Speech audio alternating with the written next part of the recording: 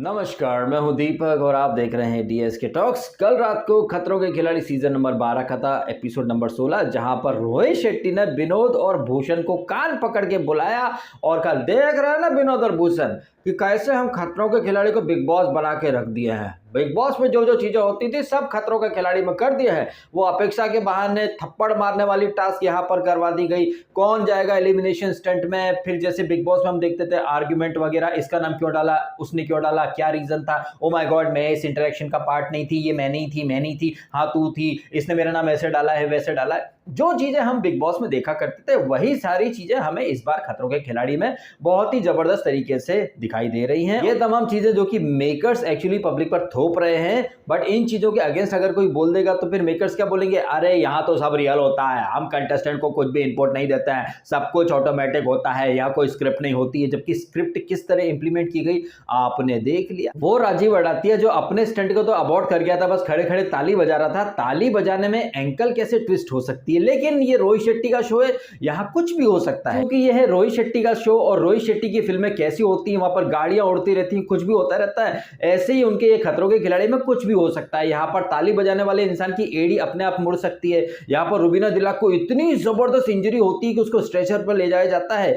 Doctor वगैरह उसको bed rest बोलते हैं, अगले एपिसोड में वो आ जाती है। और यहाँ पर एंकल ट्विस्ट हुई है राजीव अड़ातिया की, लेकिन वो वहां खड़ा रहेगा, वो तालियां बजाएगा, वो चीयर करेगा। कभी वो जो एक स्टिक थी या छड़ी थी उसको पकड़ के चलेगा, कभी वो स्टिक को साइड में रखकर झंडा खुश हुआ। कैसे राजीव अड़ातिया को बचाने के लिए यहाँ पर मेकर्स ने प्लान रचा, ये आपने सबने देख लिया। और श्रुति झा जो है वो एलिमिनेट हो गई। कुछ खबरियों ने, कुछ इंडिया टुडे जैसे मीडिया हाउसेस ने भी ये खबर रिपोर्ट की थी कि श्रुति झा जो है वो टॉप 5 में चल रही हैं। कहने का मतलब है कि एक बार फिर से ये जो अबरी खबरी रहते हैं ना, इनकी जो न्यूज़ आधी पक्की आधी कच्ची रहती हैं, उन न्यूज़ पर ज़्यादा यकीन नहीं करना चाहिए। इंडिया टुडे की तरह मैंने भी यकीन कर लिया था जब वो कुछ खबरें आई थी कि भैया श्रुति झा टॉप 5 में, लेकिन यहाँ कल श्रुति झा का एलिमिनेशन हो गया। हालांकि एलिमिनेशन से कई लोगों को दुख हो सकता है, लेकिन जब खुद खिलाड़ी को तकलीफ नहीं है, उन्हें कोई रिग्रेट नहीं है। मैंने वूट पर इनकी जर्नी देखी एपिसोड के बाद में, ये कह रही थी कि मैंने बहुत कुछ सीखा है, मैं ड्यूटी बाउंड पर्सन हूँ, रोहित शेट्टी से बहुत कुछ सीखा, काफ़ी दोस्ती कमा के जा रही हूँ, मुझे कोई अफसोस नहीं है। और उन्होंने खुले दिल से जन्नत जुबैर की तारीफ की कि जन्नत ने एक्चुअली में बहुत अच्छा परफॉर्मेंस दिया। जितना मैंने श्रुति झा का वीडियो देखा और जितनी जर्नी हमने देखी खतरों के खिलाड़ी में, श्रुति झा ने डेफिनेटली सबके दिल जीते हैं और बहुत ही ज्यादा पॉजिटिव वाइब से भरी हुई वो इंसान है। जब वो शो में आई थी स्टार्ट के दिनों में, मुझे उम्मीद नहीं थी कि वो इतना अच्छा कर पाएंगे, लेकिन उन्होंने बहुत अच्छा किया। स्टंट जीते हारे वो अलग बात है, लेकिन वो लोगों के दिल डेफिनेटली जीत के गई हैं। सामने वाला जो कॉम्पिटिटर है उसको खुले दिल से अप्रिशिएट करना ये हर कोई नहीं कर पाता है। हमने इसी सीजन में देखा रुबीना दिलाक को, जो कि दूसरे की जीत के जश्न में कैसे खलल डाल दिया जाए, दूसरे की विक्ट्री को कैसे कम करके आंका जाए या कम करके दिखाया जाए, इस चीज में रुबीना दिलाक ने पीएचडी कर रखी है।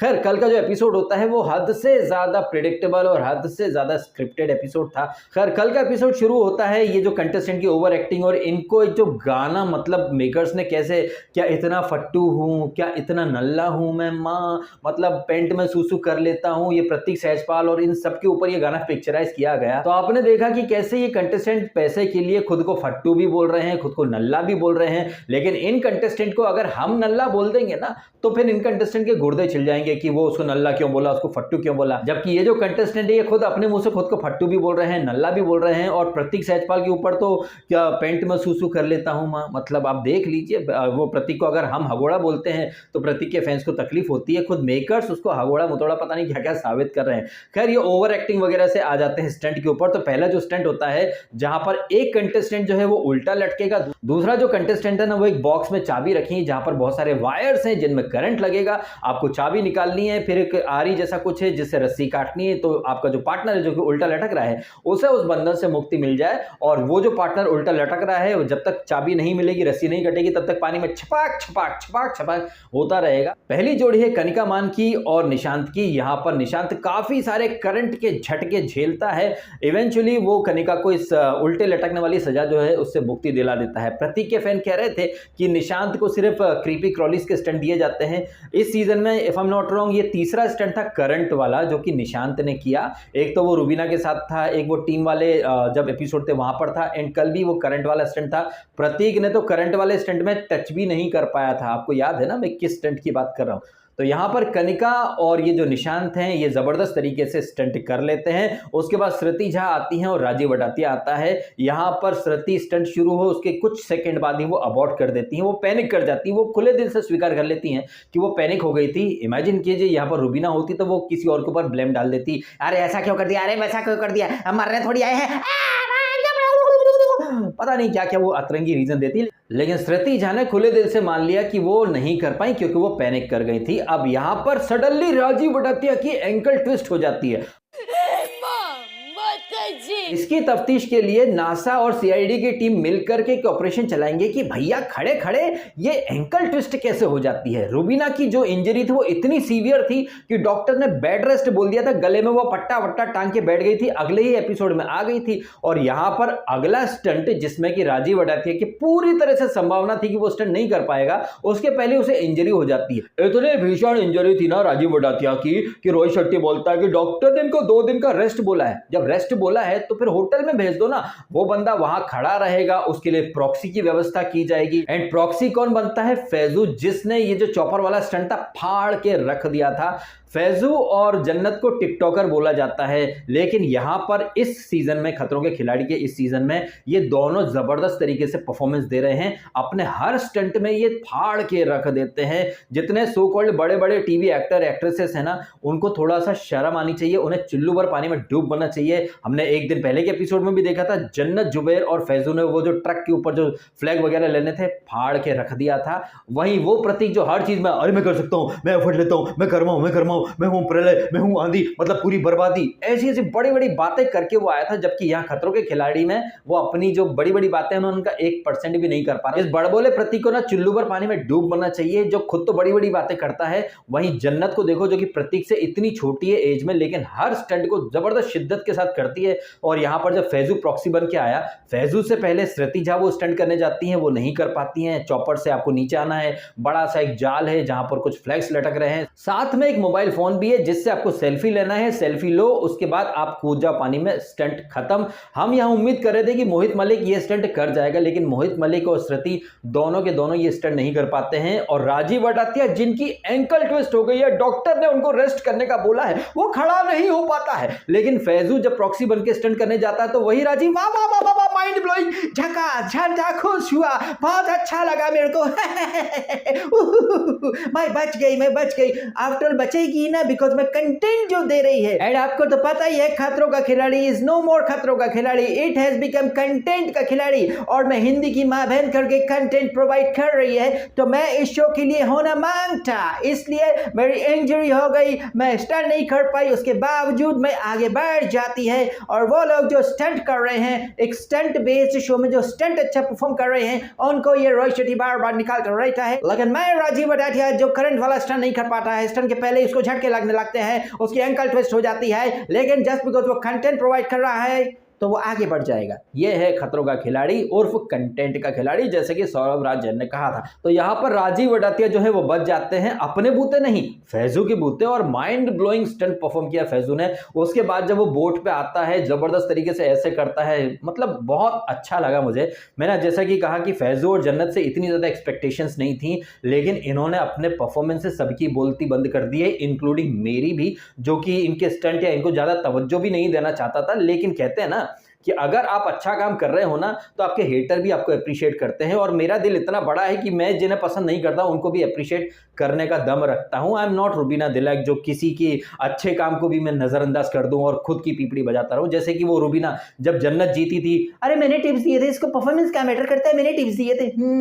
तो ये टिप्स तुम्हारे टाइम पे कहां चले जाते हैं? तुम तो अपने स्टैंड में कुछ नहीं कर पाती हो, सबको पता है कि तुम कैसे आगे बढ़ रही हो। खैर, यहाँ पर मोहित मलिक और श्रुति झा जो रहते हैं वो एलिमिनेशन स्टंट में चले जाते हैं। इन बिटवीन यहाँ पर ये खामखा की नौटंकी, अपेक्षा, मम्मी का फोन, ये फोन, बकवासपंती चलती रहती है। खैर, इन बकवास बातों के बाद शुरू होता है खतरों का खिलाड़ी बिकम बिग बॉस वाला एक सेगमेंट, जहां पर कृतिका मान, जिनके पास के मेडल है, और के मेडल जीतने वाला आप खुद बताइएगा, अपने बारे में सोचेगा या दूसरों के बारे में सोचेगा। लेकिन यहां पर रोहित शेट्टी कैसे अपनी मनमर्जी थोप रहा था। सबको पता है कि मोहित मलिक और श्रुति झा के बीच में अगर मुकाबला होगा और वो भी ऐसा मुकाबला जहां पर हवा में कुछ वो प्लेटफॉर्म्स लटक रहे हैं, आपको जंप करना है, इधर से उधर कुछ फ्लैग्स लेने हैं, ऐसा स्टंट मोहित मलिक पहले कर चुका है। मोहित और तुषार जबरदस्त तरीके से कर गए थे और वो एरिका थी वो नहीं कर पाई थी, हमने सबने देखा है। तो ये वाला स्टंट जहां पर ये कनिका मान के कंधे पर बंदूक रख के चला रहा था, ये क्या नाम इसका, रोहित शेट्टी, भाई अल्टीमेटली तो वही हुआ ना जो आप लोग चाहते थे।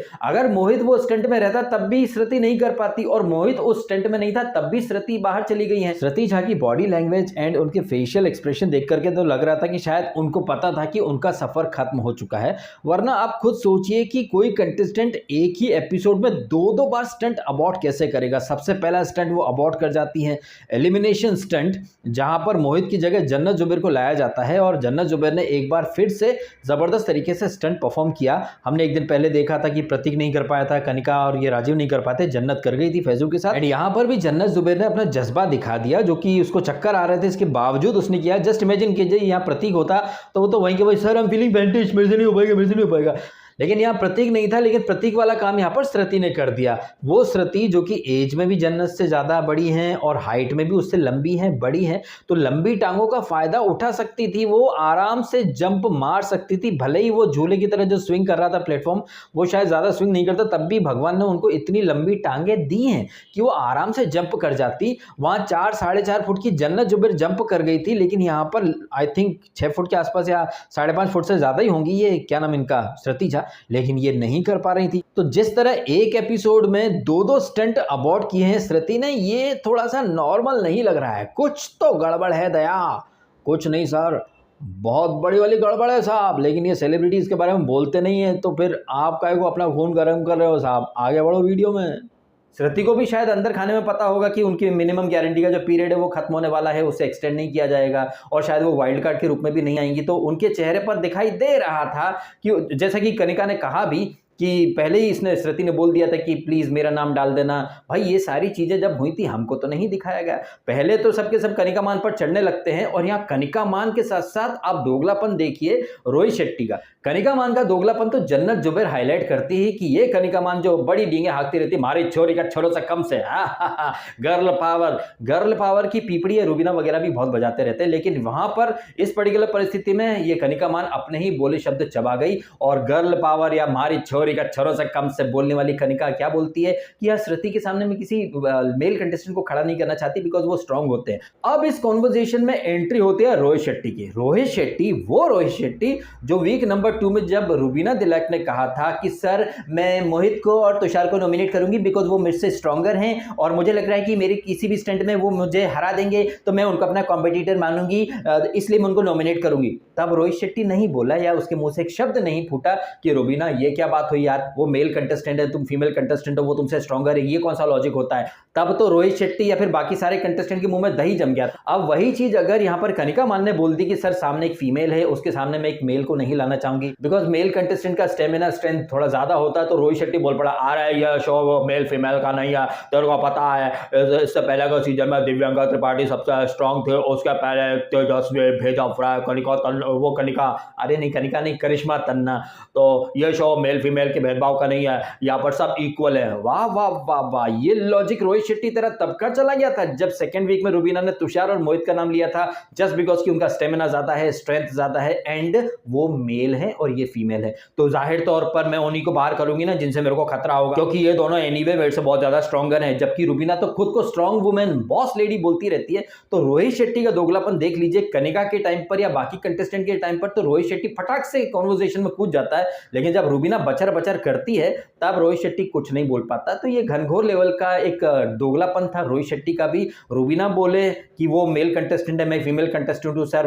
तो वो उनका नाम लूंगी ना मैं, तब नहीं बोला इसने रोहित शेट्टी। लेकिन अब रोहित शेट्टी न सिर्फ कूदा बल्कि कहीं ना कहीं ये दिखाना चाहता था कि देखो कनिका कितनी कमजोर है, वो यहाँ पर मेल फीमेल वाला कार्ड खेल रही है, जबकि ये मेल फीमेल वाला कार्ड खेलने की शुरुआत जिसने की थी उसके लिए तो रोहित शेट्टी भी कुछ नहीं बोल पाते।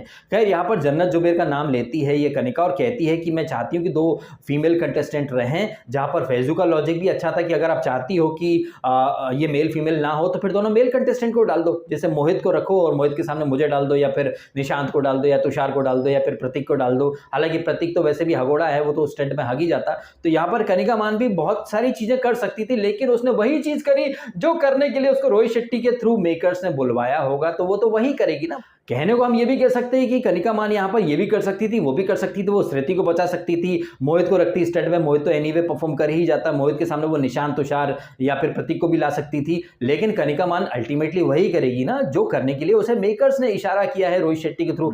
हमने आई थिंक पिछले वीक या उसके पिछले वीक देखा था, जब तुषार ने कहा था कि ये स्टंट जो है वो निशांत कर लेगा, राजीव नहीं कर पाएगा, बिकॉज एक टनल जैसा कुछ था और राजीव काफी थुलथुल का है।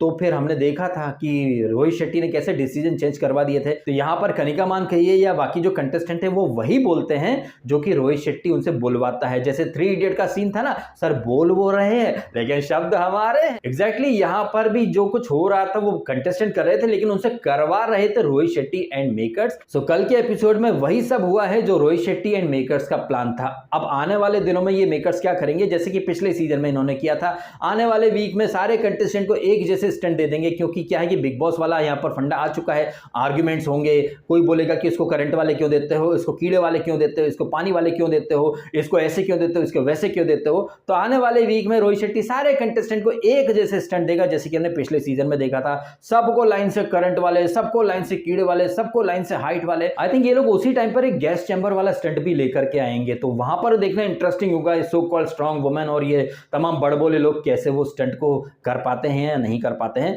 खैर आप कमेंट करके बताइएगा। जिस तरह से कल का एपिसोड जबरदस्त प्लानिंग और जबरदस्त स्क्रिप्टिंग का परफेक्ट एग्जांपल था।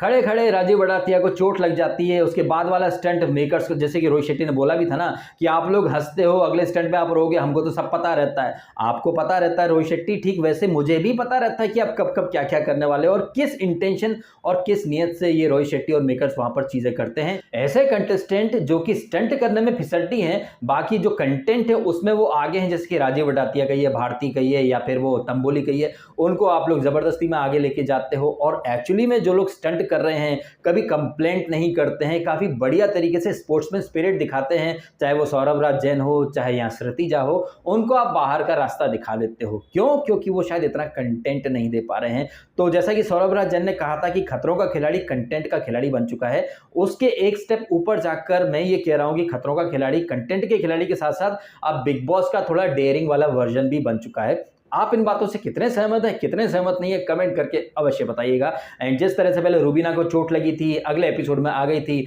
यहाँ पर राजीव बड़ातिया की एंकल ट्विस्ट हो गई, कैसे ट्विस्ट हुई हमें तो पता भी नहीं चला, लेकिन ये रोहित शेट्टी का शो है। और जैसा कि मैंने कहा कि उनकी फिल्मों में गाड़ियां उड़ती रहती हैं, ऐसे यहाँ पर भी इलॉजिकल चीज़ों से कंटेस्टेंट को ही उड़ा के रख देते हैं। क्या कहना आपका, कमेंट अवश्य कीजिएगा। वीडियो अच्छा लगा तो इसको लाइक अवश्य कीजिएगा। आपने समय निकाला, वीडियो देखा, आपका बहुत बहुत धन्यवाद। Thank you so much.